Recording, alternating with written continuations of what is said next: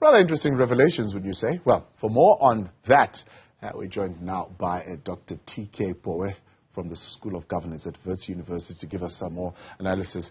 Dr. Pooe, good to have you. Interesting revelations coming from the NEC of the ANC. Kind of takes me to some conversation that I saw happening on Twitter between one of the ANC members, Dr. Kgosi Mahepa, and member of the EFF, Godrich Gadi. One says, this is Dr. Kgosi Mahepa, coalitions in South Africa don't work. They are chaotic, regressive, and toxic. Voters need to be aware of the horror of a coalition government. What we are experiencing in local government shouldn't be repeated at national government. To which Gadi says they work well in Scandinavian countries because ruling or majority parties are not arrogant and corrupt as the ANC.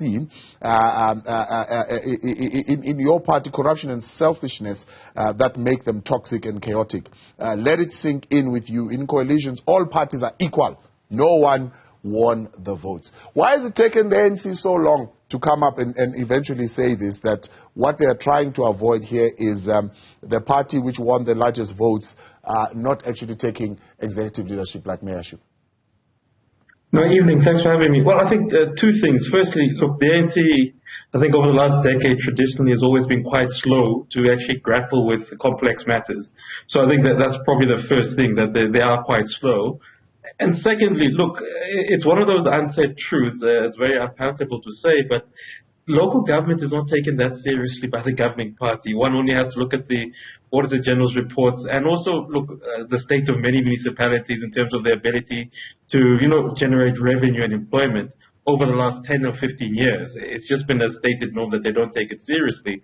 And probably these two factors have now then come to the fore, and it just so happens that we have an election next year. So I think this is why the ANC has been a bit slow to come to the fore, because if you judge how the DA, I think they're probably prime set to how they've actually tried to put legislation forward, even thinking around this issue. So the ANC traditionally is always quite slow in these matters, and I think probably the only thing they really think about is how should we kind of approach this to 2024 so that we actually seem to the electorate that we're actually on top of things. Yeah, interesting that you bring that up, because part of the points that they are raising is that laws should be established to insulate coalitions from deal-making, bargaining, and the abuse of motion of no confidence. Can that actually work? Can that be supported within our constitution? Well, look, there'll have to be a few amendments, but I think it misses the crux of the issue. And I'll point maybe your viewers to the German, because I think people always cite the German example of coalitions. But if you actually read through the 177-page coalition agreement that currently exists in Germany, I think between the SPD and other partners, you'll find that it's not a legally binding thing. It's not as though the constitution in Germany has been changed to amend of this. It's just a matter of political maturity, where the population expects that their political parties will come to the table and strike a deal, not so much for themselves, but for the German populace. So unfortunately, South Africa, we have this very bad habit when things go wrong. We want a shiny example to assist us. And we always seem to want to go to the constitution or legislation instead of actually sitting down and saying, listen, how is it that you have adults who are in a room and cannot actually decide that, listen, this is how you run a municipality, who's best to do this, and how do we make that how do we affect that into position? So I worry when people want to run to legislation in the absence of having real leadership, because all legislation is going to do is make things more cumbersome and more complex because you don't have leadership. Legislation doesn't assist leadership. Leadership is supposed to help legislation. And unfortunately, from the ANC, and I think a lot of the opposition parties, we really have got a poor understanding of what we mean by coalition governments and actually addressing with key political things that require leadership. How does the ANC, how does the Democratic Alliance, for example, strike a deal with the EFF or the Patriotic Alliance if it's not a deal based on negotiated executive positions? And that probably is where a bit of the problem exactly lies, in the fact that people view it as let us strike a deal. Is because my thinking, and obviously I stand to be correct, it should be, listen, when you, as let's say the PA or the EFF, the IFP, or whichever party you really come from, what is it that your constituency really wants? When they vote for you, what is it that they expect you to do in, let's say, a sphere of government? I think we'll just make examples. Let's say, look, the PA saying, listen, one of the key issues that we stand on is that we really do need to regulate foreign nationals better, and we need to have a clear legislation in townships and when certain things are rolled out that South Africans come first. So that's what you come to the bargaining table with. Not that, listen, I want this position that you're giving me. So unfortunately, the problem is people come there saying, I want positions and I want to seem as though I am now part and parcel of the elite. Not the key issue of saying, this is what my constituency wants and this is what I'm negotiating at the table. And I think until that mindset disappears that we're horse trading, instead of actually bringing key policy issues to the table, it's going to be as you described it. Basically, people say, listen, I want to be executive mayor. If I'm not executive mayor, maybe you can make me economic development because that's where some of the finances are. Like maybe more important conversation, but raised nonetheless, is the conversation of public interest over political ideology. Is that something that the ANC, maybe even all the other parties, let's say the Democratic Alliance, which is calling for some kind of pact, are able to navigate effectively? Well, I think there's nothing wrong with ideology. There's nothing wrong with ideology if at the heart of ideology is the question of what are we going to be delivering.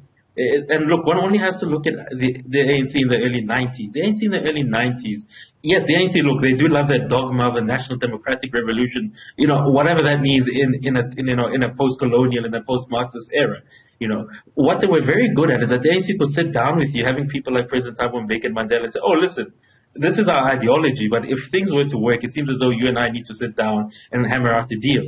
So that pragmatism is what's missing in many of South Africa's political parties. You can't really come to the table. You can have your principles, and it's good to have your principles, and that is your ideology, I guess. But the key issue would be, listen, how do we get this to move? And I always keep citing this very clear and obvious logical agreement, which is if pragmatism and leadership was at the fore, it would be the ANC and the DA sitting down and saying, listen, it clearly seems as though in the troubled areas, because there are places in the country where coalitions are somewhat working. It's just that I guess they're a bit smaller to garner that type of attention. But in the metros and other areas, if the DA and the ANC were to sit down and say, listen, between us, we literally are over 50%.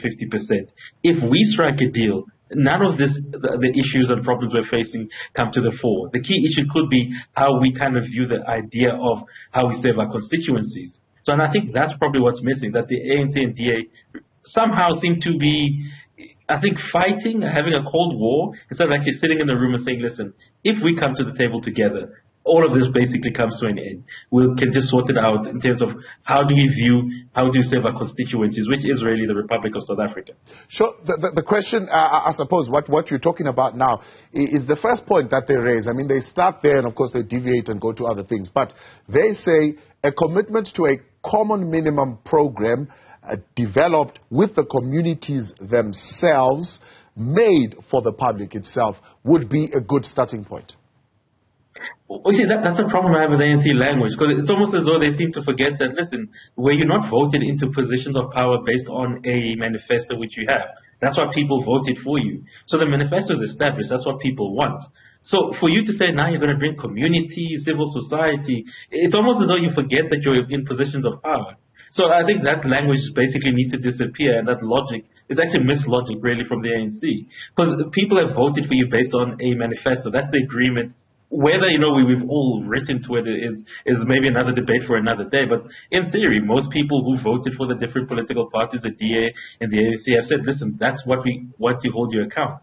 What the ANC seems to be missing is to say, take the next logical step, which is to say, my constituency, have not got 51%. Therefore, I need to find a partner that can allow us to really see our manifesto to come through. And in this regard, and I'll go back to the same fact I'm saying, that for them to see the 50+1 in a meaningful and probably in a more developmental way and in a long-term and more sustainable way, is for them to speak with a party that can allow them to have a 50+1 in a meaningful way, and it can only be the Democratic Alliance for now. Dr. TK Pooe, I appreciate your time. Thanks so much for coming on tonight. He's with the Wits School of Governance there. Dr. TK Pooe.